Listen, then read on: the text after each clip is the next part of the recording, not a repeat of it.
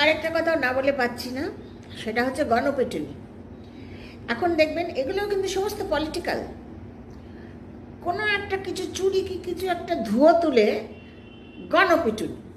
গণপিটুনির একটা অ্যাডভান্টেজ আছে, সেটা হচ্ছে কে পেটালো বুঝতে পারছে না, ধরা হচ্ছে না। এবং গণপিটুনিতে আর একটা মজা হচ্ছে যে কিছু কিছু মানুষ আছে ক্রাউডের মধ্যে, ওই যে বলে না মারে একটা সুখ আছে, কিছু একটা পাওনা আছে, তা নাহলে মারে না, মারে একটা আনন্দ আছে।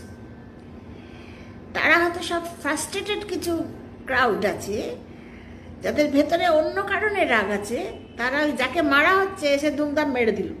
আরে কেন মারছো তা তো জানি না, হাতের একটু সুখ করে নিল।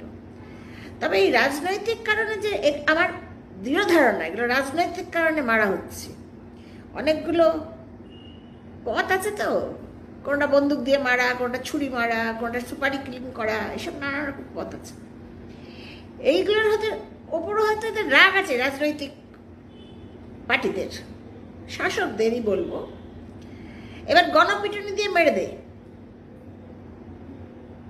এর জন্য যে ওই ক্রিমিনাল ল কিছু কিছু আনা হচ্ছে নতুন, আমি ভীষণভাবে সাপোর্ট করি। এদের যাবজ্জীবন জেল হওয়া দরকার।